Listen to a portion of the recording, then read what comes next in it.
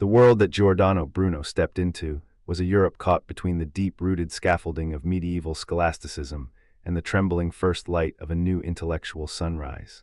Imagine, if you will, the bustling streets of Florence in the early 16th century, where merchants hawked silk and scholars whispered in the cloisters of the old universities.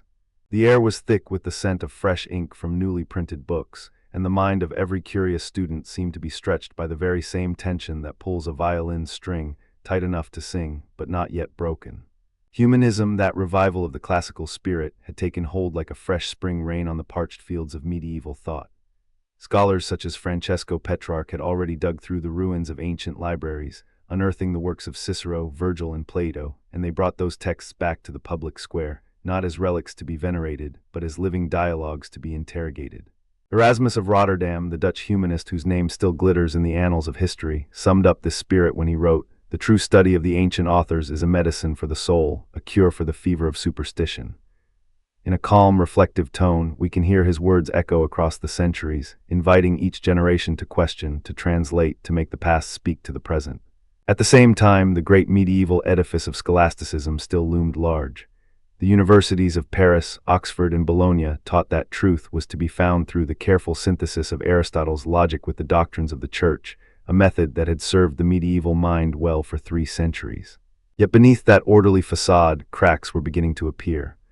The question of whether the universe was finite or infinite, whether the earth occupied a central throne in the heavens or was merely a wandering sphere, began to stir the imagination of a few daring thinkers. Enter Nicolaus Copernicus, a Polish canon whose modest treatise, De Revolutionibus Orbium Celestium, would later become the cornerstone of a scientific revolution. In his preface, Copernicus whispered, "The earth does not stand still but moves in a circle, and the heavens are not the fixed sphere they were thought to be." This quiet claim, almost a poetic sigh, was a radical departure from the Ptolemaic model that had reigned for a millennium. It suggested that the cosmos was not a static theater with the earth as the immovable stage, but a dynamic arena where every body moved according to its own harmonious law. Now picture the Leipzig debate of 1514, a vivid anecdote that still flickers in the mind of any historian of ideas.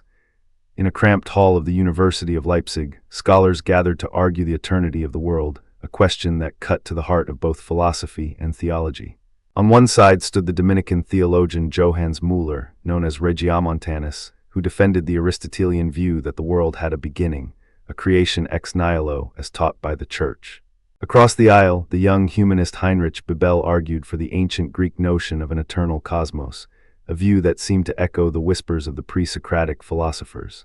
The debate crackled with intellectual electricity, and the audience could feel the weight of centuries pressing upon each syllable. When the argument turned to the scriptural passage that the heavens declare the glory of God, Bebel retorted, "Perhaps the heavens are merely a canvas upon which God paints an ever-changing picture, not a fixed tableau." The room fell silent, and for a moment the old order seemed to tremble. Just a year later, in the warm summer of 1515, the Platonic Academy of Florence reconvened under the patronage of Lorenzo de' Medici. This gathering of poets, philosophers, and artists was more than a scholarly conference. It was a living laboratory of ideas, where the ancient dialogues of Plato were reimagined in the language of the Renaissance.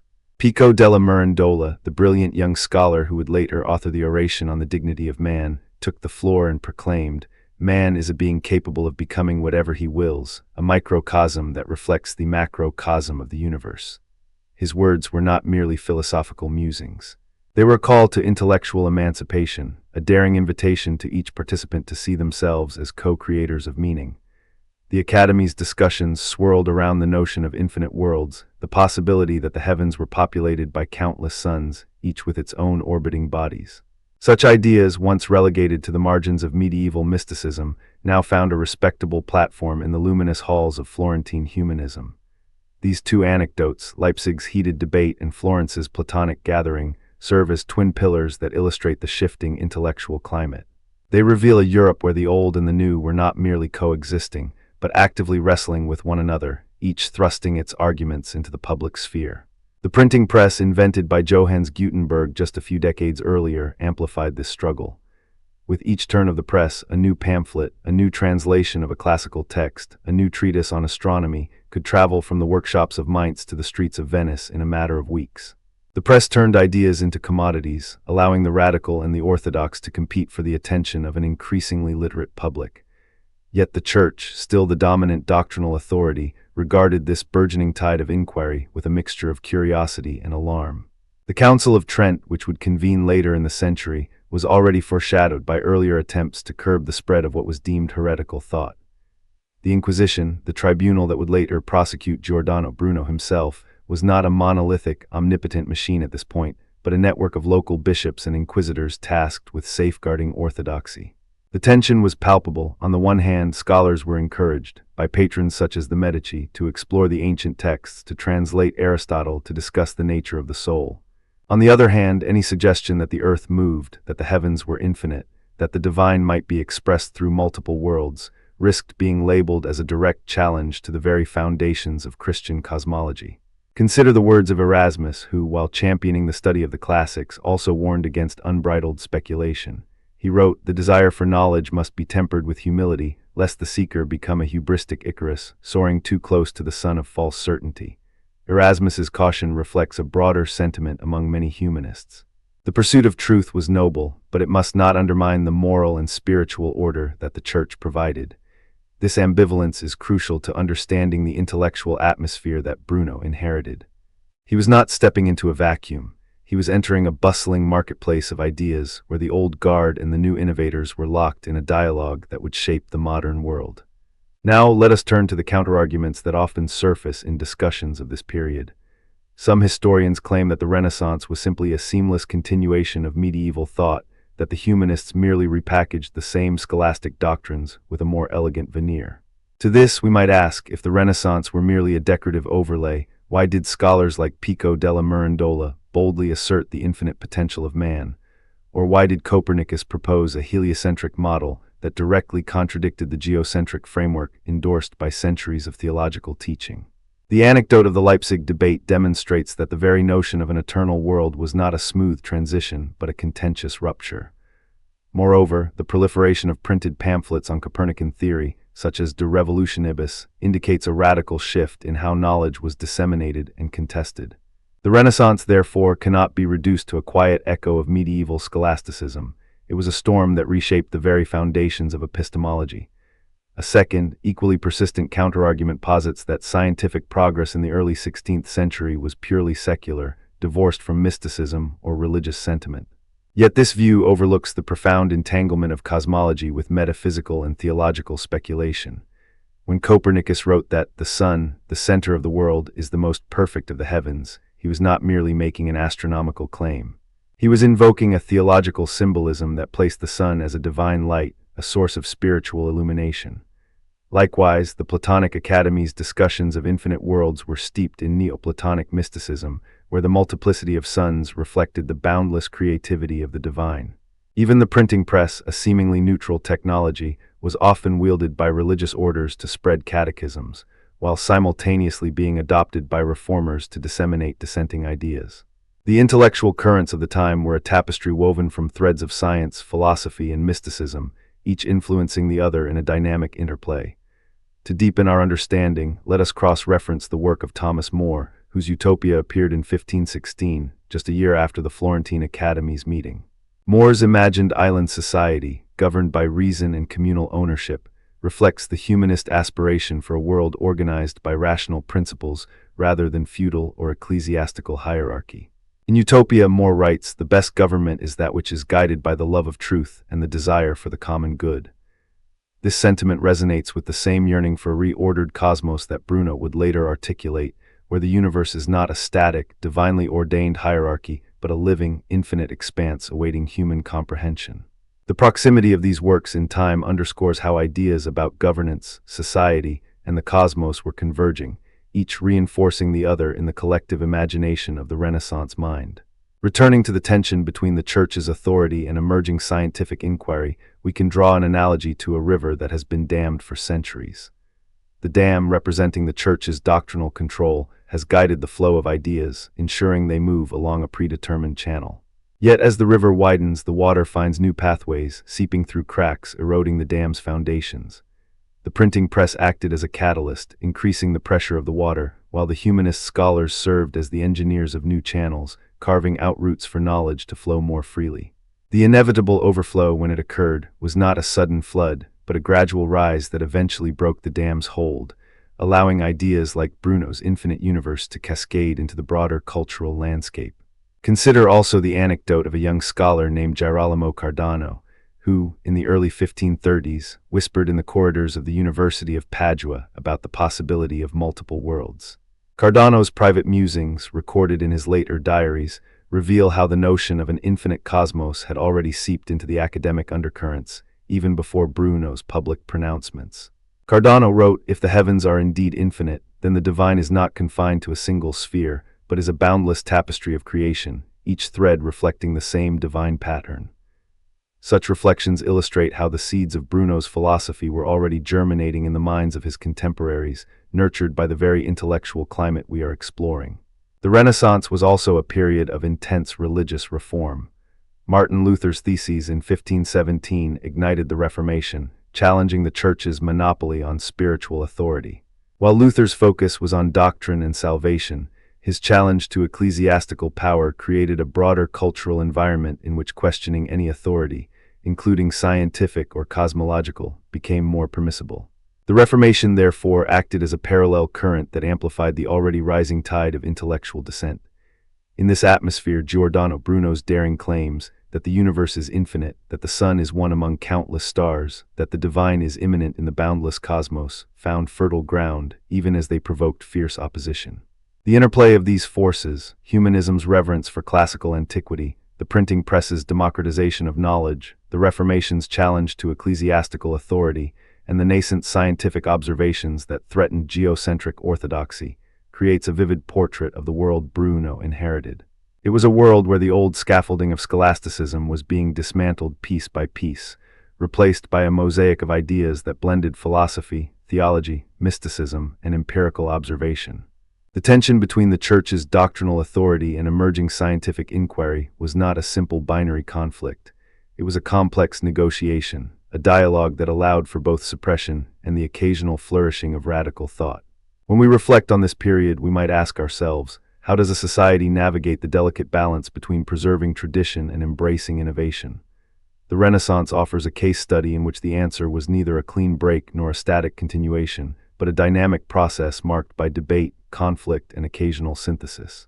The Leipzig debate and the Florentine Academy serve as microcosms of this larger process, illustrating how ideas can be both contested and cultivated within the same cultural milieu.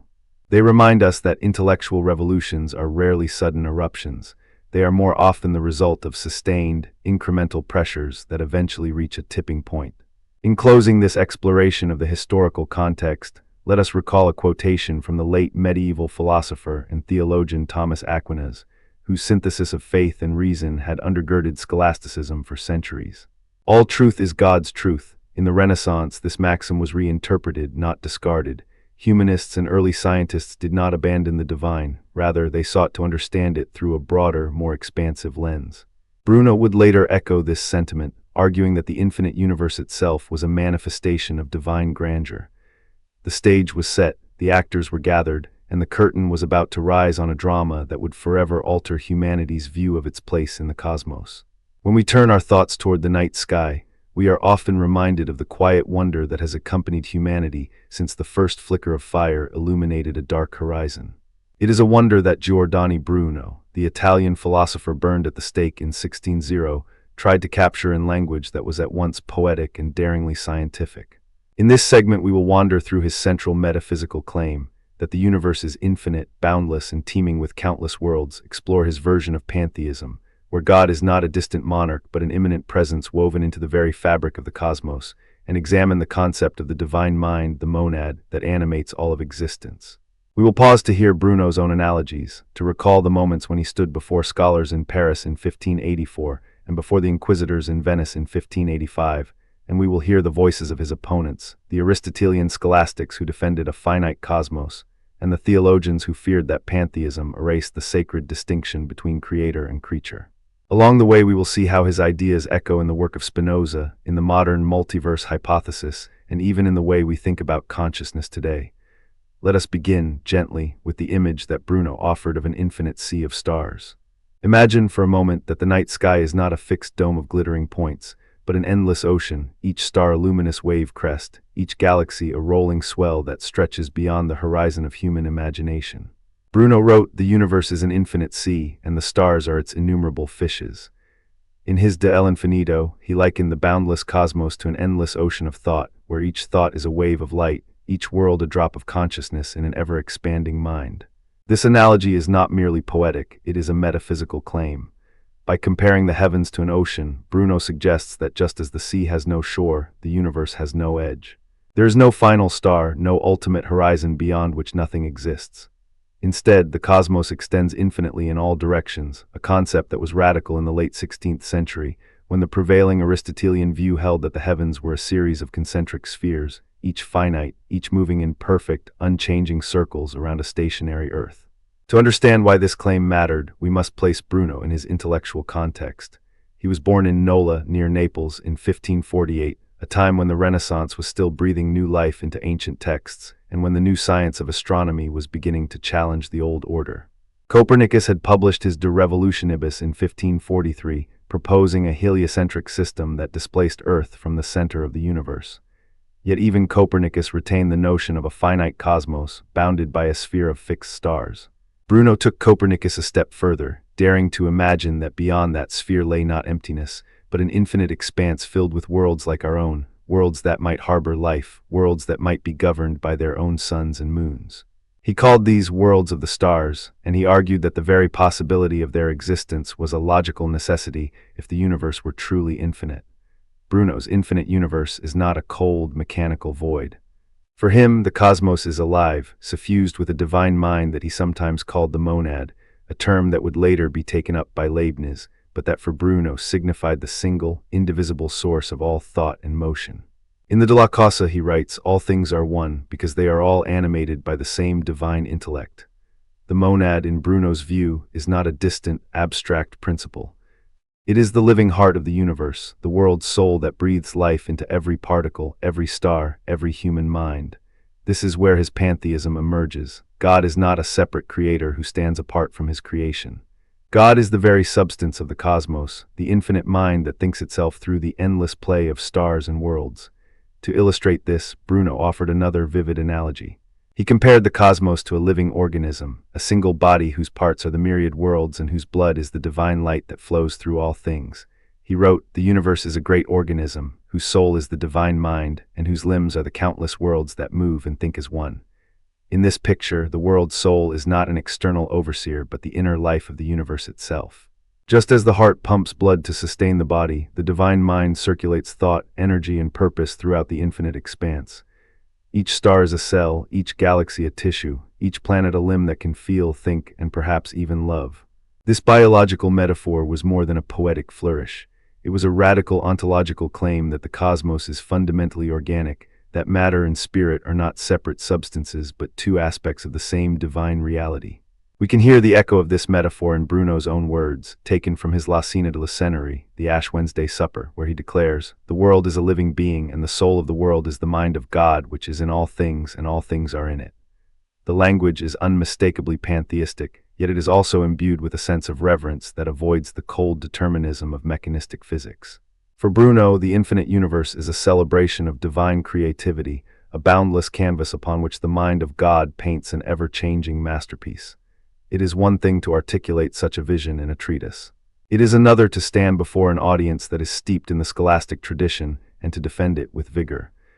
In 1584, Bruno was invited to lecture at the University of Paris, a venerable institution that had long been a bastion of Aristotelian thought. The lecture hall was a vaulted stone chamber, the air thick with the scent of old manuscripts and the low murmur of scholars. Bruno entered, his eyes bright, his mind already racing through the infinite seas of his imagination. He began, "Gentlemen, imagine a world not bounded by a sphere, but by no sphere at all." He spoke of the infinite stars, of the countless worlds that might orbit each of them, of the divine mind that animates them all.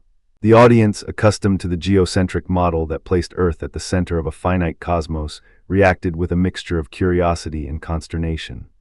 Some scribbled furiously, trying to reconcile Bruno's vision with the teachings of Aristotle and Ptolemy. Others whispered that his ideas bordered on heresy.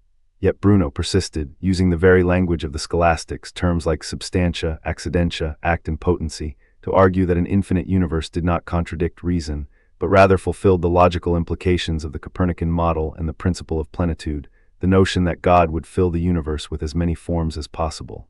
The following year, in 1585, Bruno found himself in Venice, a city that was both a commercial hub and a center of ecclesiastical authority. It was there that the Inquisition, alerted by his outspoken lectures, summoned him for interrogation.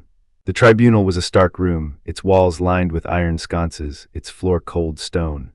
Bruno faced the inquisitors with a calm that seemed almost otherworldly.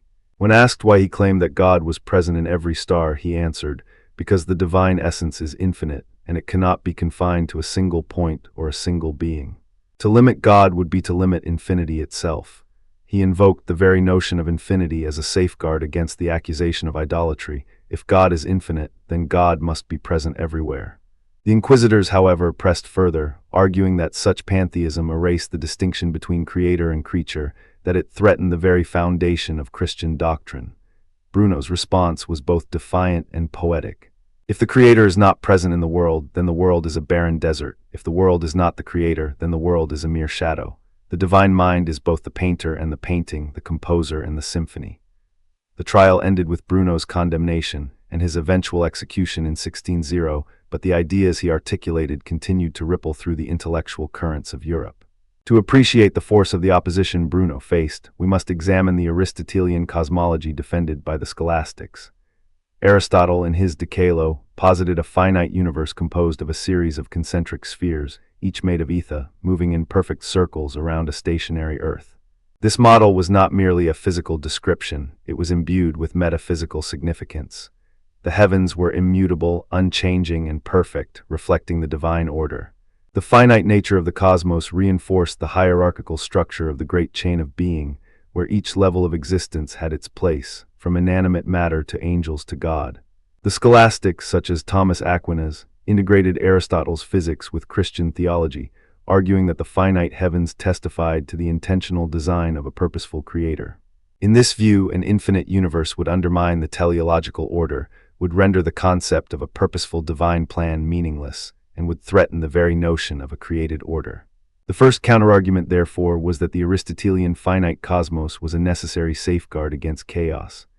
Scholars like John of Sacrobosco in his Sphera taught that the heavens were a closed sphere, that the fixed stars were the outermost boundary, that beyond it lay nothing but the void which could not exist. The finite cosmos, they argued, ensured that the heavens were a perfect, unchanging realm, distinct from the sublunar sphere of change and decay.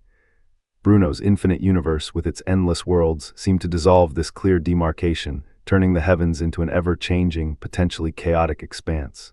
For the scholastics, the infinite was not a sign of divine abundance, but a sign of conceptual error, a failure to recognize the limits set by nature and by God.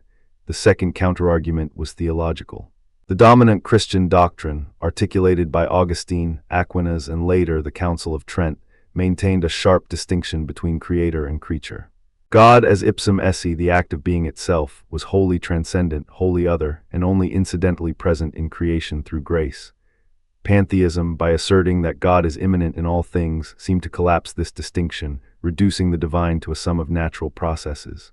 Theologians feared that such a view would lead to immanentism, the belief that the sacred resides entirely within the material world, thereby negating the need for revelation, sacraments, and the salvific work of Christ.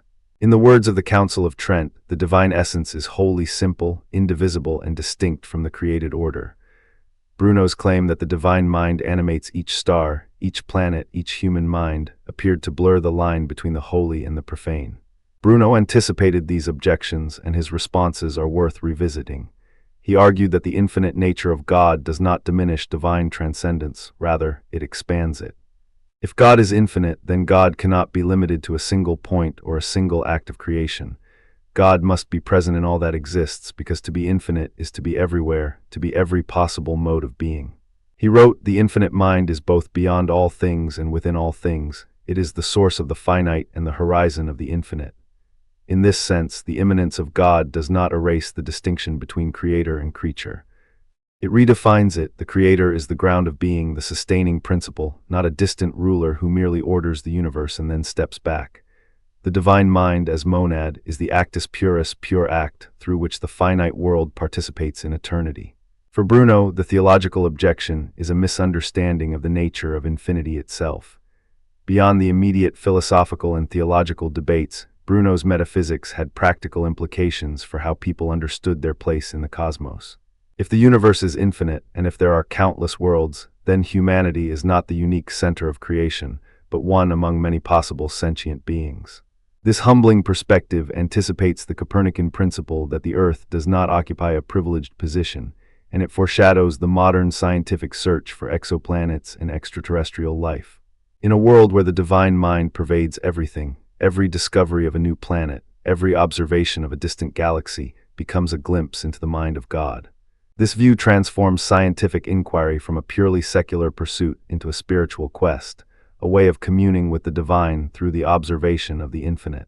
The real-world applications of Bruno's ideas can be traced through the development of modern cosmology.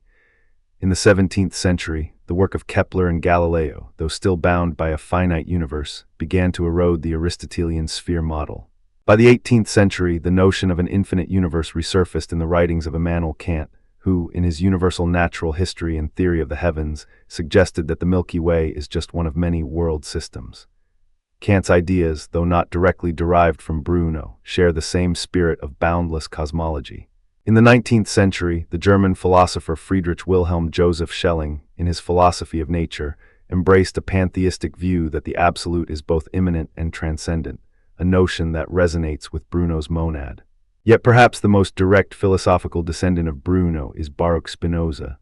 Spinoza's Ethics, published in 1677, presents a monist metaphysics where God is the single substance of which everything else is a mode. Spinoza famously declares Deus sive natura, God or nature, as one and the same. While Spinoza does not explicitly cite Bruno, scholars have noted that the Italian Hermetic tradition, of which Bruno was a central figure, heavily influenced Spinoza's thought. Both philosophers reject a transcendent creator separate from the world and instead locate divinity within the totality of existence. Spinoza's geometrical method, his definition of substance, and his view of the infinite attribute of God echo Bruno's earlier claim that the divine mind is an infinite, all-encompassing principle. In this sense, Bruno can be seen as a precursor to the rationalist pantheism that would later become a cornerstone of Enlightenment thought. The influence of Bruno's infinite universe extends even further into contemporary physics. The modern multiverse hypothesis, which posits that our observable universe is just one of an enormous, possibly infinite, ensemble of universes, bears an uncanny resemblance to Bruno's vision of countless worlds. In the inflationary model of cosmology, proposed by Alan Guth in the 1980s, the rapid expansion of space can generate bubble universes, each with its own physical constants. While modern cosmologists couch these ideas in mathematical formalism rather than theological language, the underlying intuition, that the cosmos is not a single closed sphere but a vast, potentially infinite structure, is strikingly similar to Bruno's 17th century speculation. Even the language of a cosmic ocean persists in contemporary popular science, where scientists speak of a sea of possibilities in the landscape of string theory. The continuity of metaphor suggests that Bruno's analogies have a lasting resonance, bridging the gap between poetic imagination and scientific theory. Consider also the modern philosophical discourse on panpsychism, the view that consciousness is a fundamental feature of the universe. Contemporary thinkers such as David Chalmers and Galen Strawson argue that consciousness may be a ubiquitous property, perhaps akin to Bruno's divine mind that permeates all things. In this light, Bruno's monad can be reinterpreted as an early articulation of a panpsychist perspective. The universe is not a cold, inert expanse but a living mind, an ever-thinking organism.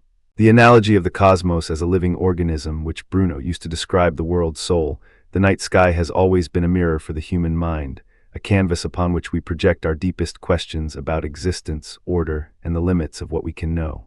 In the 16th century, Giordano Bruno took that canvas and turned it into a living laboratory of memory, imagination, and epistemic daring. He did not merely catalog the stars. He invited the mind to inhabit them, to wander through a vaulted memory palace where each celestial sphere became a room, each planet a vivid tableau, each divine attribute a sculpted image. In his works De Umbris Idearum and the treatise commonly called Ars Memoriae, Bruno articulated an epistemology that wove together the ancient art of memory, inherited from the Stoics and the medieval scholastics, with a radical imagination that sought to grasp the infinite cosmos as a single living whole.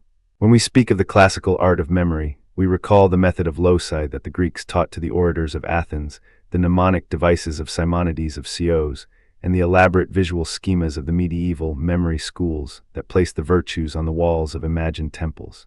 Bruno inherited this lineage, but he transformed it. He argued that memory was not a passive repository of facts, but an active, creative faculty that could generate knowledge. In the opening pages of De Umbris, he writes, "The mind, when it is trained in the art of images, becomes a luminous sphere that reflects the whole of the heavens within itself." For Bruno, the mnemonic image was not a mere cue. It was a bridge between the sensible world and the intelligible, a conduit through which the soul could ascend from the particulars of sensory experience to the universal principles that underlie the cosmos. The first illustrative example of Bruno's method is the memory palace of the celestial spheres. Imagine, if you will, a grand rotunda whose vaulted ceiling is divided into concentric circles, each representing one of the planetary spheres that, in the Ptolemaic model, carried the Earth through the heavens. In the innermost circle, the moon is depicted as a luminous pearl suspended in a sea of silver light, its surface etched with the ever-changing phases that remind the mind of the mutable nature of perception. Moving outward, Mercury becomes a fleet of winged messengers, their swift flight symbolizing the rapid, fleeting thoughts that pass through consciousness. Venus is a radiant rose, its petals unfolding to reveal the harmony of love and beauty, while Mars is a smoldering forge, its glowing embers a reminder of the transformative power of conflict. Jupiter, the king of the spheres, is rendered as a majestic throne of gold, its regal presence evoking the stability of reason, and Saturn, the ancient keeper of time, appears as an hourglass whose sand flows inexorably toward the abyss of the unknown. As the mind walks this imagined palace, each image is not simply recalled, it is re-experienced. The memory of the moon's phases awakens a sense of cyclical change, the image of Mercury's messengers stirs the awareness of mental agility, and the rose of Venus conjures an intuitive grasp of aesthetic order. Bruno claimed that by immersing oneself in this structured imagination, the intellect could see the hidden connections between the planets, and thereby infer the underlying metaphysical principles that bind them. In this way, the memory palace becomes a laboratory of thought, a place where the mind tests hypotheses not by external experiment, but by internal visualization, by the dance of images that reveal patterns invisible to the ordinary eye. The second example is the use of symbolic images to grasp abstract metaphysical truths. Bruno's Ars Memoriae is filled with elaborate diagrams in which the elements of the natural world are fused with allegorical figures. One such image, which he described in a letter to his friend Francesco de' Medici, depicts the infinite light as a radiant phoenix rising from a vortex of stars. The phoenix, a creature that is reborn from its own ashes, serves as a symbol for the eternal return of the divine spark within the human soul. By meditating on this image, the practitioner is invited to internalize the notion that knowledge is not a static accumulation of facts, but a continual process of renewal, where each insight is reborn from the ashes of prior misconceptions. Bruno's method also employs what he called imaginative synthesis, a process by which disparate images are combined to generate novel concepts. He recounts a personal anecdote in which he, while walking through the streets of Venice, saw a fisherman casting his net into the lagoon. In his mind's eye, the net became a metaphor for the mind's capacity to capture the infinite flux of ideas. He then superimposed the image of a celestial sphere over the net, visualizing the cosmos as a vast, interwoven tapestry that could be grasped only through the imaginative act of weaving. This synthesis, he argued, is the engine of true knowledge, for it allows the mind to transcend the limits of ordinary perception and to apprehend the universal soul that, in his view, animates both matter and thought. The historical anecdote of Bruno's 1583 demonstration before the French court at the Château de Fontainebleau offers a vivid illustration of his confidence in the power of mnemonic imagination. Invited by the Duke of Anjou, Bruno prepared a performance that would showcase his memory palace in real time. He entered a dimly lit hall, carrying a simple wooden staff, and announced that he would recite the entire sequence of the planetary spheres, their symbolic images, and the corresponding philosophical doctrines, without any notes. As the courtiers watched, he closed his eyes, inhaled deeply, and began to describe each sphere in turn, conjuring the pearl of the moon, the winged messengers of Mercury, the rose of Venus, and so forth. When he reached the outermost sphere, he spoke of the primum mobile, the primal mover, and then, without hesitation, he linked this image to a passage from the Gospel of John.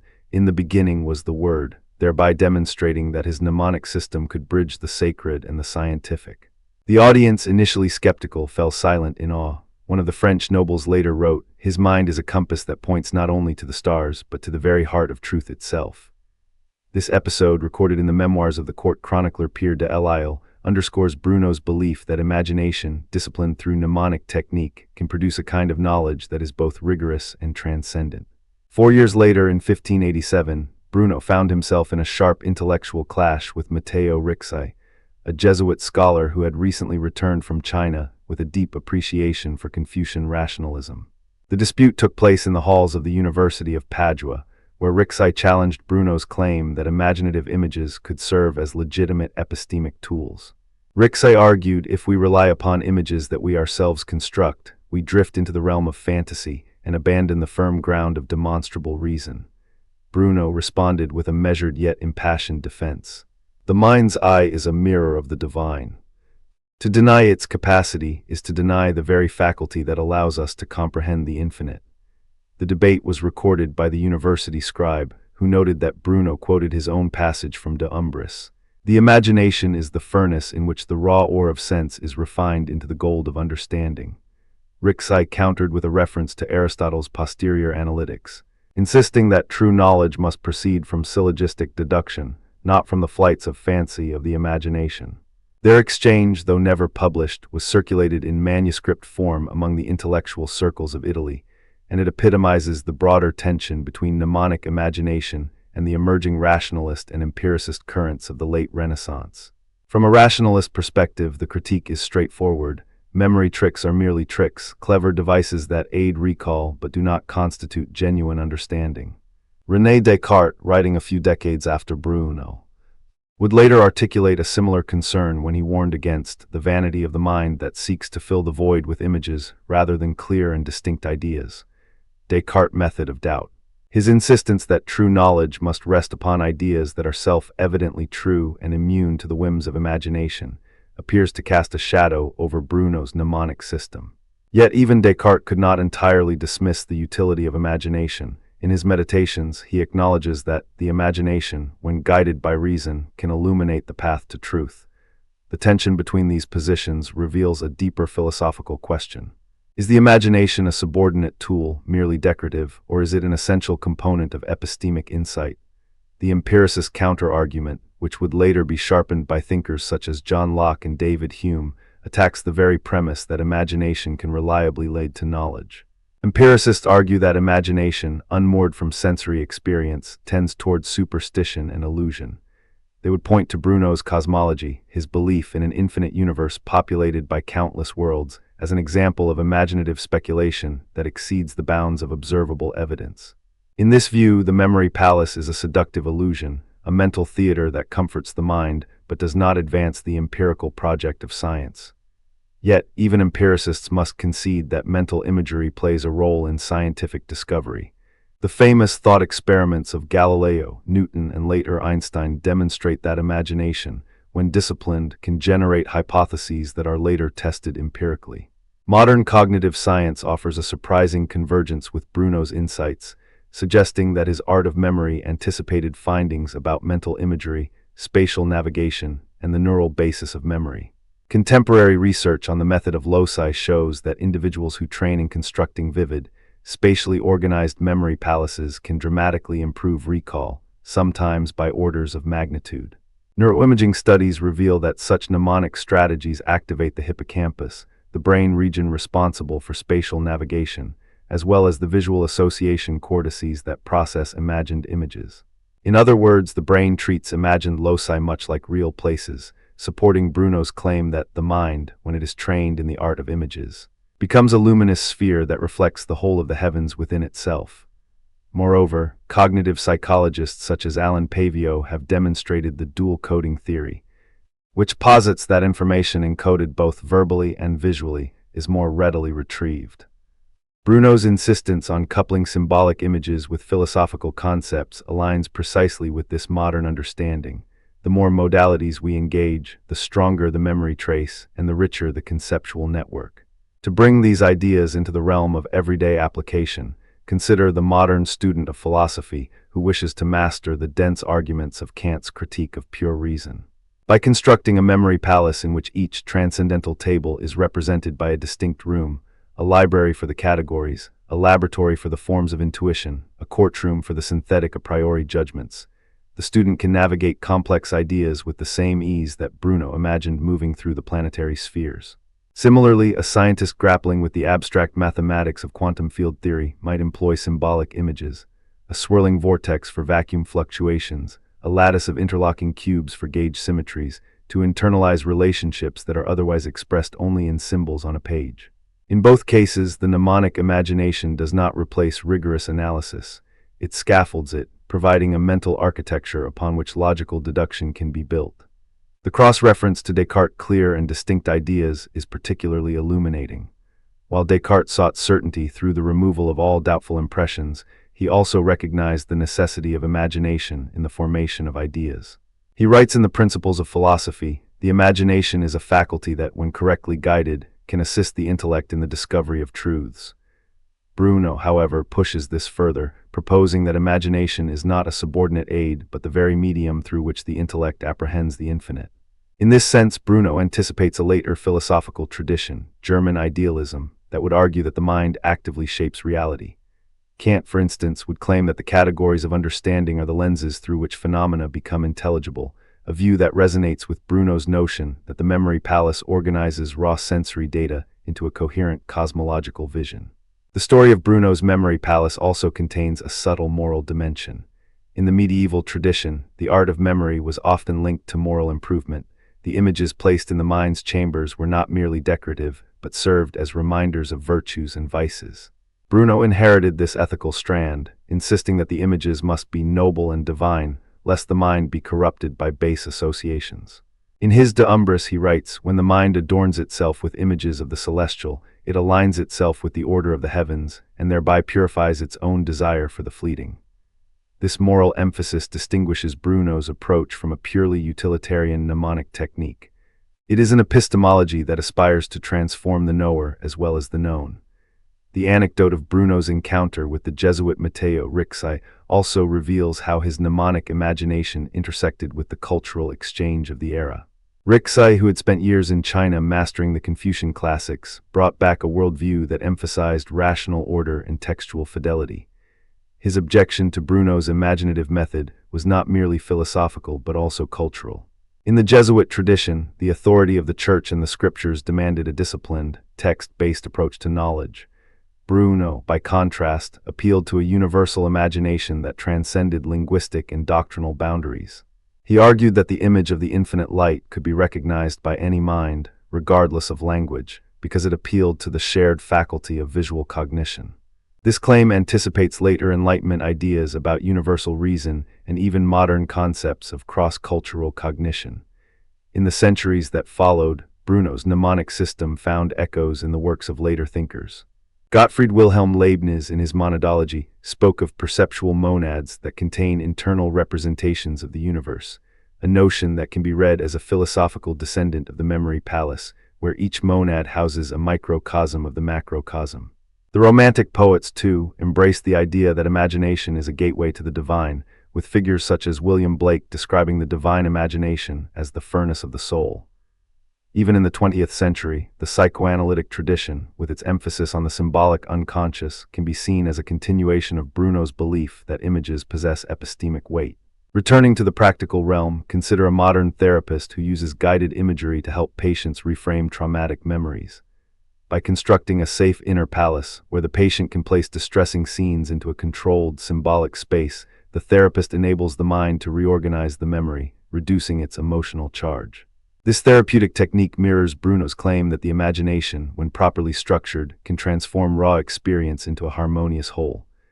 The therapist's memory palace is not a tool for rote recall, but a means of integrating experience into a coherent narrative, thereby fostering psychological health. In this way, Bruno's epistemology extends beyond abstract philosophy into the lived practice of healing. The interplay between memory and imagination in Bruno's thought also invites a reflection on the nature of scientific creativity. The great physicist Niels Bohr famously said that the imagination is the workshop of the mind. Bohr's principle of complementarity, which holds that particles can exhibit both wave and particle properties, was not derived from direct observation alone. It emerged from a conceptual synthesis that required the mind to hold two seemingly contradictory images simultaneously. This intellectual maneuver resembles Bruno's imaginative synthesis, where disparate symbols are combined to reveal a deeper unity. While Bohr did not cite Bruno, the methodological resonance is striking. Both recognize that the mind's capacity to generate and manipulate images is essential to breakthroughs that transcend ordinary perception. The question remains, however, whether the mnemonic imagination can be considered a reliable source of knowledge or merely a seductive illusion. The rationalist critique reminds us that the elegance of an image does not guarantee its truth. A beautifully crafted palace may conceal logical fallacies, just as an ornate cathedral may hide structural weaknesses. Yet Bruno would respond that the very act of constructing the image forces the mind to confront its assumptions, to make explicit the hidden connections that otherwise remain tacit.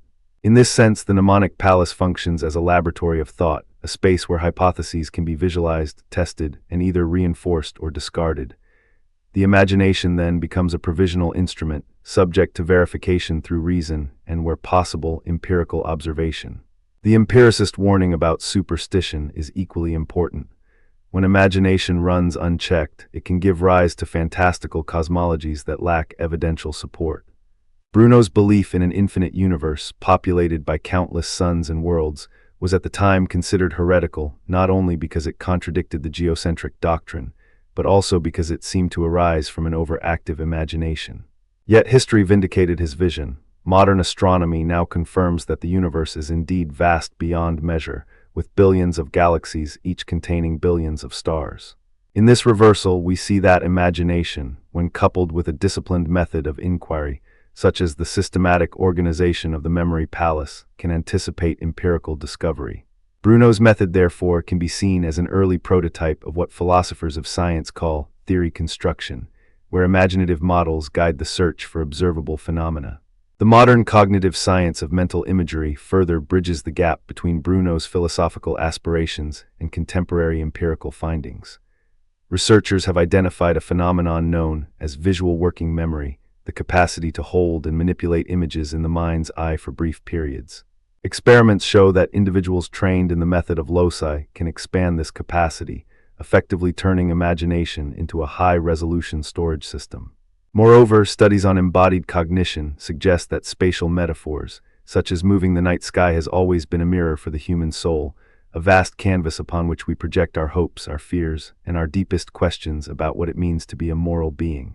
When we turn to Giordano Bruno, we are invited not only to stare at the glittering constellations, but to feel ourselves as microcosms, tiny yet significant reflections of an infinite universe that refuses to be contained by the narrow walls of dogma. In this segment, we will wander through the ethical landscape that Bruno charted, examine the dignity he ascribed to the individual, trace his fierce advocacy for intellectual freedom, and confront the counter-arguments that have haunted his legacy for more than 4 centuries. We will do so through letters that still tremble with urgency, through imagined dialogues that echo across the ages, and through the stark, unforgettable moments of his trial and execution, moments that turned a man into a symbol of the moral courage to seek truth beyond the confines of orthodoxy. Let us begin with the very notion of the individual as a microcosm. For Bruno, the cosmos was not a static backdrop against which human drama unfolded. It was a living, breathing organism, an ever-expanding sea of possibilities. He wrote in his De L'infinito, Universo e Mondi, that the universe is a single living organism, and every soul, however small, is a cell that participates in its respiration. In this vision, the dignity of each person is derived not from a hierarchical order imposed by a distant deity, but from the very fact that each mind participates in the infinite act of becoming. The ethical implication is profound. If every individual is a fragment of the infinite, then to suppress that fragment is to wound the whole. This is why Bruno's moral philosophy is inseparable from his cosmology. The call to respect the individual is, at its core, a call to honor the boundless universe itself. The first concrete illustration of this ethical stance appears in a letter Bruno addressed to the Venetian patrician Pietro de' Medici in the spring of 1589. In that correspondence, Bruno does not merely plead for patronage, he offers a manifesto of open inquiry. He writes, Illustre Signor, I am a pilgrim of the infinite, seeking the horizon where thought meets the heavens. I ask you not for wealth, but for the liberty to explore the mysteries that the Church has bound in darkness. Let us together lift the veil that keeps the mind imprisoned so that truth may breathe freely. The tone of the letter is both intimate and revolutionary. Bruno frames intellectual freedom as a moral imperative, not a luxury. He appeals to Pietro's sense of civic responsibility, suggesting that the health of the Republic depends on the health of its thinkers. By positioning the pursuit of truth as a public good, Bruno expands the ethical dimension of freedom from the private realm of the scholar to the collective well-being of society. In the same letter, Bruno invokes the image of a cosmic citizen, a being who, aware of the boundlessness of the universe, embraces pluralism as a natural law. He writes, Imagine a citizen of the cosmos whose heart is open to the manifold forms of the divine, who does not cling to a single doctrine but listens to the chorus of stars, each singing its own truth. This imagined figure becomes a moral exemplar, a prototype for the kind of ethical subjectivity that transcends sectarian boundaries. It is a powerful analogy. Just as a single note gains its richness from the harmony of the entire orchestra, so too does a single mind achieve its fullest expression only when it resonates with the diverse symphonies of thought that surround it. The ethical vision of this cosmic citizen is not abstract philosophy alone. It finds its most dramatic test in the courtroom of Rome in the year 1591. Bruno was summoned before the Roman Inquisition on charges of heresy, accused of denying the divinity of Christ, of espousing an infinite universe, and of undermining the moral order that the Church claimed to safeguard. The trial records reveal a man who, when confronted with the possibility of recantation, responded not with fear, but with a steadfast ethical resolve. He declared, If I am forced to deny the infinite, I shall also deny my own nature as a part of it. To betray the truth is to betray the very breath that sustains my soul. This statement is more than a theological protest. It is an ethical stance that places the integrity of the individual above the demands of institutional authority. When the Inquisition demanded that Bruno renounce his ideas, he replied, I would rather die than become a mute stone, for a stone cannot speak the truth of the heavens. In refusing to recant, Bruno was not merely defending a set of cosmological hypotheses. He was defending the moral principle that truth is a living, dynamic force that cannot be silenced without destroying the moral fabric of humanity itself. His execution on February 17, 1592, therefore, becomes a crucible in which the abstract principle of intellectual freedom is forged into a concrete act of martyrdom. The image of his flame, rising against the darkness of the Vatican walls, has since served as a beacon for countless advocates of free thought, a reminder that the ethical cost of silence can be as great as the loss of life. But any robust examination of Bruno's moral philosophy must also engage with the counter-arguments that have been raised against it, both in his own time and in the centuries that followed. The first line of opposition comes from the Church itself, which maintained that moral order required doctrinal conformity. In a treatise penned by the Inquisitor Francesco Maria Guazzo, the argument is articulated with chilling clarity. When the faithful are allowed to wander among infinite possibilities, the very foundation of virtue collapses, for without a single immutable truth, there can be no universal standard of right and wrong. The Church's stance was that a shared doctrine acted as a moral compass, guiding souls toward salvation and preventing the chaos that would ensue if each individual were free to define their own ethical horizon. This perspective sees the uniformity of belief not as oppression, but as a necessary scaffold that upholds the common good. The second counter-argument emerges from secular critics who, while perhaps sharing Bruno's enthusiasm for freedom, worry that his radical pluralism leads inexorably toward moral relativism. The philosopher Giambattista Vico, writing in the early 18th century, warned that the infinite proliferation of truths, if left unchecked, may erode the very notion of virtue, leaving us adrift in a sea of subjective preferences. From this viewpoint, the danger is not that truth is suppressed, but that truth becomes so diffuse that any claim to moral authority is rendered meaningless. If every individual can claim to be a cosmic citizen, with their own set of values, the shared basis for ethical judgment might dissolve, leaving societies vulnerable to conflict and fragmentation. These objections, though serious, do not fully capture the nuance of Bruno's ethical project. Bruno never advocated for a lawless realm where any belief is permissible. Rather, he envisioned a moral order rooted in the very structure of the universe itself. For him, the infinite cosmos is a source of an objective, though ever-expanding, moral law. The ethical duty of the individual is to align their inner compass with the rhythms of the larger whole, to seek truth in a way that respects the multiplicity of perspectives while still recognizing a shared cosmic dignity. In this sense, Bruno's ethics can be seen as an early articulation of what modern humanist philosophers would later call the common good grounded in reason. To see the resonance of Bruno's ideas in contemporary thought, we can turn to John Stuart Mill's principle of liberty, famously articulated in On Liberty. The only purpose for which power can be rightfully exercised over any member of a civilized community against his will is to prevent harm to others. Mill's emphasis on individual autonomy, tempered by the harm principle, mirrors Bruno's insistence that the individual's quest for truth should be protected unless it directly endangers the well-being of others. Both thinkers share a conviction that the suppression of ideas is a moral wrong, not merely a political misstep. Yet Mill, writing in the 19th century, frames his argument within a liberal democratic context, whereas Bruno situates his defense of freedom within a metaphysical vision of the cosmos. The parallel nevertheless underscores the continuity of the ethical claim that intellectual freedom is a prerequisite for moral development. In the realm of modern humanist ethics, Bruno's legacy is invoked when we discuss the moral imperative to nurture curiosity and to protect the right to explore controversial ideas in academic settings. The contemporary debate over academic freedom often references the Bruno principle, a shorthand for the belief that scholars must be free to pursue research that challenges prevailing doctrines, even when such work provokes discomfort or controversy. Universities that have embraced this principle argue that the health of the intellectual ecosystem depends on the willingness to entertain heretical ideas, just as Bruno argued that the health of the soul depends on the willingness to contemplate the infinite. Critics of this stance sometimes echo the Church's medieval argument, claiming that without a shared moral framework, academia becomes a marketplace of unmoored ideologies. Yet the counterexample of scientific revolutions, Copernicus, Galileo, Einstein, demonstrates that breakthroughs often arise precisely when scholars are permitted to step beyond the boundaries of accepted doctrine. Returning to the imagined dialogue with a cosmic citizen, let us pause and hear that voice. Picture a figure standing on a windswept plateau, gazing up at a sky that seems to stretch into eternity. He turns to us, his eyes reflecting the starlight, and says, "I have learned that the universe does not punish diversity, it celebrates it. Each star, each planet, each thought is a note in the grand symphony. To silence one note is to diminish the whole melody. Therefore, my ethical duty is to listen, to learn, and to protect the right of every note to be heard."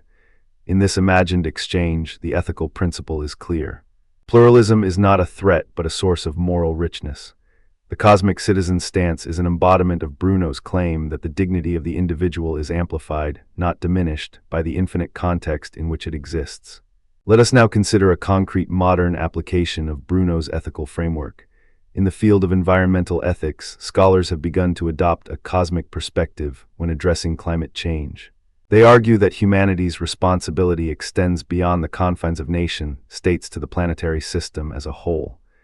This mirrors Bruno's view that each individual, as a microcosm, bears a moral duty toward the larger universe. By framing climate action as an ethical obligation to the infinite web of life, activists echo Bruno's call for a dignity that transcends parochial interests. The analogy is striking. Just as Bruno saw the individual soul as a cell within a living universe, contemporary ethicists see each human action as a ripple that affects the planetary organism. Another example lies in the realm of digital free speech. The internet has become a modern agora where ideas clash and converge. The principle that the marketplace of ideas must remain open, even when those ideas are uncomfortable, can be traced back to Bruno's insistence on the moral necessity of open inquiry. When governments impose censorship under the pretext of preserving social cohesion, they invoke a version of the Church's argument that moral order requires doctrinal conformity. Yet defenders of digital liberty point to Bruno's martyrdom as a reminder that the suppression of dissent carries a heavy ethical price, one that can erode the very foundations of a free society.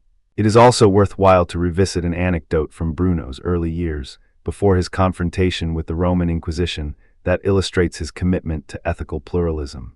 In 1579, after being expelled from the Dominican order, Bruno traveled to the court of the Duke of Ferrara, where he engaged in a public disputation with a Jesuit theologian. The debate centered on the nature of the heavens, but quickly moved to the question of whether the state should enforce a singular religious doctrine. Bruno argued, a ruler who forces his subjects to adopt a single creed is like a gardener who insists that every flower be of the same hue. The garden loses its beauty and its vitality. The Duke, impressed by Bruno's eloquence, granted him a brief period of protection, only for that protection to be withdrawn later when political pressures mounted. This episode underscores that even before his final trial, Bruno's ethical stance, linking freedom of thought with the flourishing of the common good, was already a source of both admiration and peril. The narrative of Bruno's trial also contains a poignant moment that reveals the depth of his moral conviction. According to the testimony of the Inquisitor, when the judges asked Bruno to affirm the doctrine of the Trinity, he responded not with a simple denial, but with a reflective pause, then said, "I acknowledge the mystery of the divine, but I cannot bind the infinite within the limits of human language." To claim certainty where there is none is to betray the very essence of truth. This answer, while technically heretical in the eyes of the Inquisition, demonstrates a philosophical humility that is central to his ethical vision. The recognition that truth is vast, that our concepts are provisional, and that the moral duty is to remain open to the unknown. In refusing to feign certainty, Bruno embodied a form of intellectual honesty that remains a cornerstone of modern academic ethics. Let us now consider the broader philosophical lineage that both precedes and follows Bruno.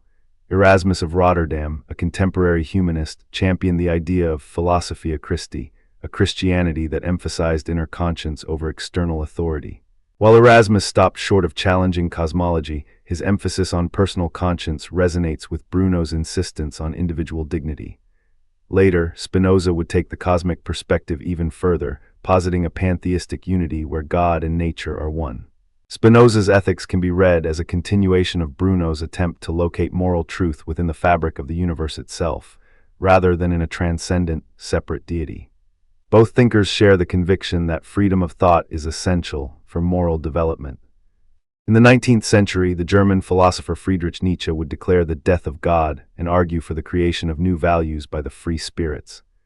While Nietzsche's tone is more radical and his ethics more individualistic, the underlying premise, that moral authority must be reclaimed from external institutions, finds a precursor in Bruno's defiance of the Church. Even the existentialist Jean-Paul Sartre, with his famous claim that existence precedes essence, echoes Bruno's view that human beings are not bound by a preordained cosmic script, but must actively define themselves within an ever-expanding universe. The modern humanist movement, particularly the International Humanist and Ethical Union, often cites Bruno as a forefather of secular ethics. Their charter declares that human beings have the right and responsibility to seek truth through reason, free from coercion. This principle is a direct descendant of Bruno's 1589 letter to Pietro de' Medici, where he begged for the liberty to explore the mysteries that the Church has bound in darkness. The continuity is striking. The same appeal for intellectual freedom that once risked a man's life now underpins the policies of universities, scientific societies, and international declarations on human rights. Turning again to the imagined dialogue with the cosmic citizen, we can deepen the conversation by introducing a second voice. A skeptic who questions whether an infinite universe truly guarantees moral responsibility. The skeptic asks, if the cosmos is infinite, does each individual action truly matter? Might we be but a whisper lost in an endless void? The cosmic citizen replies, consider a single drop of rain falling into the ocean. Though the ocean is vast, the drop contributes to its depth, its movement, its life. Similarly, each moral act, however small, shapes the larger current of humanity. The infinite does not diminish significance. It magnifies it, for every part is essential to the whole. This analogy, reminiscent of the ancient Stoic metaphor of the cosmos as a living organism, reinforces Bruno's claim that the dignity of the individual is amplified, not erased, by its participation in the infinite. The ethical principle that underlies this exchange can be linked to the modern concept of interdependence in environmental philosophy. The idea that all beings are connected, that the well-being of one affects the well-being of all, echoes Bruno's cosmic vision.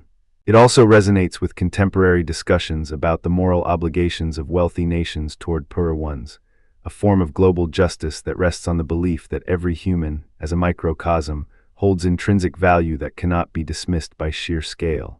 We must also address the accusation that Bruno's radical freedom leads to moral relativism. Critics argue that if each individual is free to define their own truth, then any moral claim becomes equally valid, and the possibility of condemning injustice disappears. Yet Bruno's writings reveal a nuanced response. In his La Cena de la Ceneri, the Ash Wednesday Supper, he writes, "True freedom is not the license to do anything. but the capacity to discern the good that aligns with the harmony of the cosmos.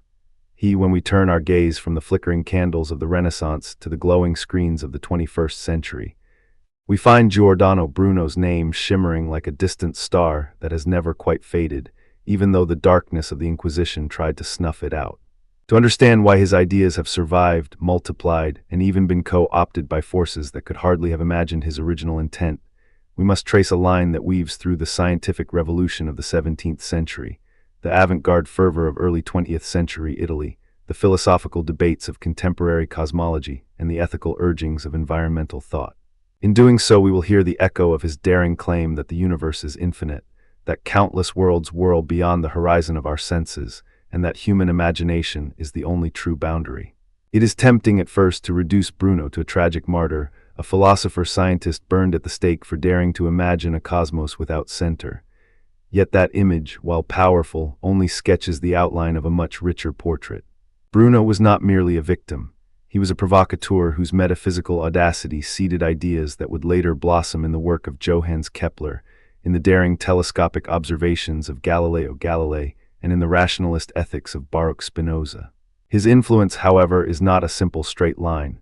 It is a network of resonances, reinterpretations, and occasional misappropriations that together form a legacy as complex as the infinite heavens he envisioned. Let us begin with the early modern scientists who, whether consciously or not, walked in the shadow of Bruno's infinite universe. Johannes Kepler, the German astronomer whose laws of planetary motion still anchor our orbital calculations, wrote a novella in 1634 titled Somnium, Latin for the dream. In this work, Kepler imagines a voyage to the moon, a journey that allows him to describe the lunar landscape, the motion of the Earth as seen from afar, and crucially, a universe populated by innumerable worlds. In the opening passage he writes, "If we are to imagine the heavens as a great, boundless space, then it follows that there must be other suns, other earths, and other inhabitants. Just as the earth itself is a world among many." The phrasing mirrors Bruno's earlier proclamation into El Infinito, Universo e Mondi, that the universe is not a single sphere, but an infinite expanse of countless worlds, each bearing its own sun, its own heavens, its own life. Kepler's Somnium is not a mere scientific treatise. It is a literary vehicle that carries Bruno's metaphysical daring into a narrative form that could be read by scholars, poets, and curious laymen alike. The resonance is more than stylistic. Kepler's own cosmology, while grounded in meticulous observation, was haunted by the notion that the planetary system was not the final word on celestial order. He wrote to his friend Michael Meislin, "I cannot help but think that the heavens are far more numerous than the 5 planets we have discovered, and that the fixed stars themselves may be sons of other worlds." This speculation aligns with Bruno's insistence that the fixed stars are not points on a celestial sphere, but distant suns each surrounded by their own planetary families. Kepler's willingness to entertain such possibilities, even as he refined elliptical orbits, demonstrates that Bruno's infinite world hypothesis had already begun to permeate the scientific imagination. It was a seed that found fertile ground in a mind that balanced mathematics with wonder. Yet, as we celebrate these intellectual cross-currents, we must also acknowledge the voices that caution against overstatement. Some historians argue that Kepler's cosmology was primarily driven by his own geometric and theological concerns, and that any similarity to Bruno's ideas is coincidental rather than derivative. They point out that Kepler's Somnium was written decades after Bruno's execution, at a time when the notion of multiple worlds was already circulating among scholars influenced by Copernican heliocentrism. In this view, Bruno's role is more of a symbolic precursor than a direct catalyst. The counterpoint, however, is that intellectual history rarely follows a straight line of citation. Ideas travel through the air, through letters, through the shared language of a scholarly community. When Kepler invokes innumerable suns in a poetic fashion, he is speaking a language that Bruno had helped to articulate. Whether or not Kepler consulted Bruno's texts directly, the cultural atmosphere that Bruno helped to shape was already in place, and it is this atmosphere that nurtured Kepler's speculative imagination. Moving forward a century, we encounter the towering figure of Galileo Galilei, whose telescopic discoveries in 1610 revealed mountains on the moon, moons orbiting Jupiter, and the Milky Way resolved into a sea of stars. Galileo's letters to the Grand Duke of Tuscany contain an unmistakable echo of Bruno's cosmic optimism. The universe is a vast ocean of stars, each perhaps a sun, each perhaps surrounded by worlds. While Galileo's own writings are more cautious, he refrains from asserting the existence of life beyond Earth. He nevertheless shares Bruno's conviction that the cosmos is not a closed, hierarchical sphere, but an open, dynamic expanse. This shared conviction is not merely philosophical, it is methodological. Both men insisted that observation and reason could pierce the veil of tradition, that the heavens were not the immutable domain of divine decree, but a field for human inquiry. The path from these early modern scientists to the 20th century avant-garde is perhaps less obvious, but it is no less compelling. In the early 1900s, a group of Italian artists, writers, and political agitators called the Futurists burst onto the cultural scene, proclaiming a break with the past, an embrace of speed, technology, and violent transformation. Their manifesto, penned by Filippo Tommaso Merinti in 1909, declares, "We want to glorify war, the only hygiene of the world, because war is the ultimate expression of human vigor." Within this feverish celebration of dynamism, the Futurists also sought a mythic figure who could embody the radical rupture they desired. Giordano Bruno, with his fiery martyrdom and his vision of an infinite, ever-expanding universe, became an unlikely emblem of that rebellious imagination. One concrete example of this appropriation appears in the 1914 futurist journal Lacerba, where the poet and theorist Ardengo Safisai wrote, "Bruno's flame still burns in the hearts of those who dare to imagine a world without borders, a cosmos that refuses to be contained by the shackles of the church." The Futurists did not merely cite Bruno. They stylized him as a prototype of the modern man-machine spirit, a figure who had already burned the old order to make way for a new, mechanized future. This symbolic usage was not without irony. Bruno's own philosophy was steeped in a mystical reverence for the divine, a pantheistic sense that the infinite was an expression of God's boundless love. The Futurists, by contrast, were often anti-religious, even anti-humanist, seeking to replace spiritual reverence with technological worship. Yet they found in Bruno a narrative of defiance that could be reframed to suit their own agenda. The appropriation of Bruno's image did not stop with the Futurists. In the interwar period, as Benito Mussolini's fascist regime sought symbols to legitimize its power, Bruno's story was resurrected in a surprising and troubling way. In 1925, the fascist newspaper Il Popolo d'Italia ran an article titled "The Eternal Flame of Giordano Bruno," celebrating him as a hero of Italian genius, a martyr for the freedom of thought, a precursor of the modern Italian spirit. The article went further, suggesting that Bruno's burning at the stake was a prefiguration of the purifying fire that Mussolini would bring to Italy. Propaganda posters depicted a stylized Bruno, his eyes alight with a fierce, almost industrial glow, standing before a backdrop of gears and smokestacks. The irony is palpable. A philosopher who championed a boundless, mystical universe was co-opted to represent a regime that sought to impose strict, authoritarian order. This episode illustrates how historical figures can be reimagined to serve divergent, even opposing, political narratives. It would be an oversimplification to suggest that Bruno's legacy is solely a tool for political propaganda. In 1978, UNESCO, the United Nations Educational, Scientific and Cultural Organization, held a commemoration of the 400th anniversary of Bruno's birth, emphasizing his status as a martyr of free thought. The ceremony, held in Rome, featured scholars from around the world who highlighted the philosophical significance of his ideas. One speaker, the French philosopher Michel Foucault, remarked, "Bruno's execution was not merely a religious tragedy. It was an early warning of the dangers that arise when power seeks to silence the infinite possibilities of thought." This modern acknowledgement reframes Bruno not as a footnote in the annals of religious persecution, but as a perennial symbol for intellectual freedom, a symbol that resonates across cultures and epochs. From these historical vignettes, we can extract two concrete cases that illuminate how Bruno's thought has been reinterpreted across centuries.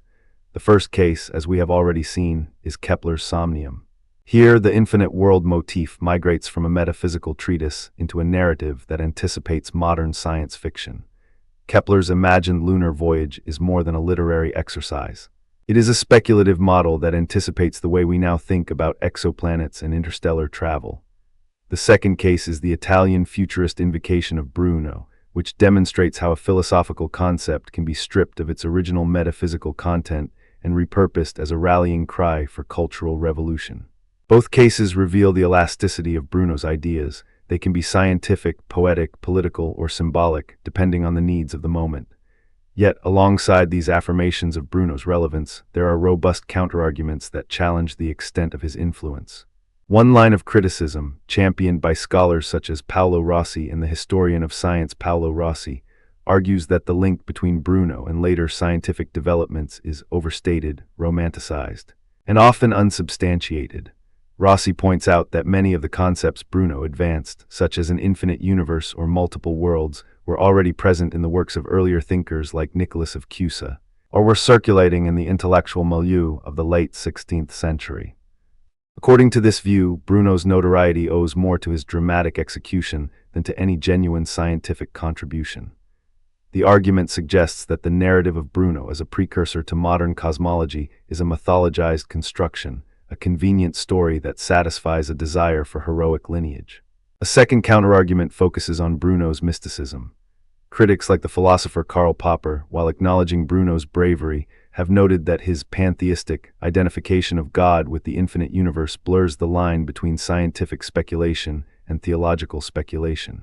Popper wrote, "Bruno's metaphysics are a mixture of speculative philosophy and mystical theology. They do not provide a testable framework for scientific inquiry." From this perspective, Bruno's relevance to contemporary cosmology is limited because his arguments are not grounded in empirical methodology. Instead, they are rooted in a poetic vision that, while inspiring, does not meet the standards of modern scientific discourse. These counterarguments are not merely academic squabbles. They shape how we teach and understand the history of ideas. If we accept the view that Bruno's influence is largely coincidental, we might downplay his role in the development of the multiverse concept. If we accept the critique that his mysticism undermines scientific relevance, we might relegate him to the realm of literary imagination rather than scientific foresight. Yet both criticisms can be met with nuanced responses that recognize both the limits and the transformative power of his thought. Consider, for instance, the modern theory of cosmic inflation, first proposed by Alan Guth in the early 1980s. Inflation posits that the universe underwent an exponential expansion in its earliest moments, stretching space so dramatically that it could be effectively infinite. In many contemporary cosmological models, this inflationary epoch gives rise to a multiverse, a collection of causally disconnected regions, each potentially with its own physical constants. When physicist André Linde describes this scenario, he often uses language reminiscent of Bruno. The universe is not a single, closed sphere, but a vast, possibly endless ensemble of bubble universes, each a world unto itself. The conceptual continuity is striking. While Bruno lacked the mathematical tools of general relativity and quantum field theory, his insistence that the cosmos is boundless and populated by countless worlds anticipates the very language of today's most speculative cosmology. Moreover, Bruno's philosophical stance finds a resonant echo in environmental philosophy, particularly in the deep ecology movement pioneered by Arne Nies in the 1970s. Deep ecology argues for an intrinsic value of all living beings and a radical shift in how humans perceive their relationship to nature. Nies famously wrote, "The Earth is a living system, a whole, not a collection of parts," while Nies does not directly cite Bruno. The underlying metaphysical posture, seeing the world as an interconnected whole within an infinite cosmos, mirrors Bruno's pantheistic view that the infinite is the divine, and the divine is the infinite. Contemporary ecologists such as James Lovelock, who developed the Gaia hypothesis, have also invoked a planetary perspective that treats Earth as a self-regulating organism within a broader, potentially infinite ecological context. The philosophical bridge from Bruno's infinite universe to modern environmental ethics underscores how a metaphysical claim can migrate into practical, ethical frameworks that address pressing planetary challenges. In popular culture, the echo of Bruno's infinite world vision reverberates through literature and cinema. The 2014 film Interstellar, directed by Christopher Nolan, visualizes a universe where wormholes and black holes enable travel to distant galaxies, and where the love we feel is a dimension, like time. The film's protagonist, Cooper, quotes a line that could have been lifted from Bruno's De El Infinito. "We are not alone in the universe, we are part of something greater, something that stretches beyond our understanding." Similarly, the science fiction novel The Dark Forest by Liu Cixin, part of the three-body trilogy, imagines a universe teeming with civilizations, each a world in the grand cosmic forest. The novel's central premise, that the universe is a dark, competitive arena where survival depends on concealment, relies on the assumption of an infinite cosmos filled with countless observers, a premise that would have delighted Bruno's imagination. These works, while not citing him directly, embody the same speculative daring that Bruno championed. They invite audiences to contemplate an endless cosmos, to feel both humbled and exhilarated by its immensity. To appreciate the depth of Bruno's influence, we can also examine how his ideas intersect with other philosophical traditions. The Stoics, for example, held a view of a rational, ordered cosmos, logos, that pervades all existence. While the Stoics conceived of a finite, cyclical universe, their emphasis on a universal reason that binds all things anticipates Bruno's identification of the infinite with the divine. Later, Spinoza's ethics posits that God or nature, Deus sive natura, is an infinite, self-caused substance encompassing all of reality. Spinoza explicitly references Bruno's claim that the infinite is the cause of all things, acknowledging a shared metaphysical lineage. Spinoza's rationalist system, however, strips away the mystical language, replacing it with rigorous geometric proofs. Yet the core intuition, that the infinite is not a distant abstraction but the very substance of reality, remains a thread linking Bruno to Spinoza. In the realm of literary criticism, the Romantic poets of the early 19th century, such as William Wordsworth and Percy Bysshe Shelley, invoked the concept of an infinite nature as a source of spiritual renewal. Shelley's poem Mont Blanc declares, "The everlasting universe of things flows through the mind and rolls its rapid streams." While Shelley does not name Bruno, the poem's celebration of the boundless, awe-inspiring landscape reflects the same philosophical lineage that began with the Renaissance challenge to a geocentric cosmos. The Romantic emphasis on the sublime, an emotional response to the overwhelming vastness of nature, can be seen as a cultural echo of Bruno's insistence that the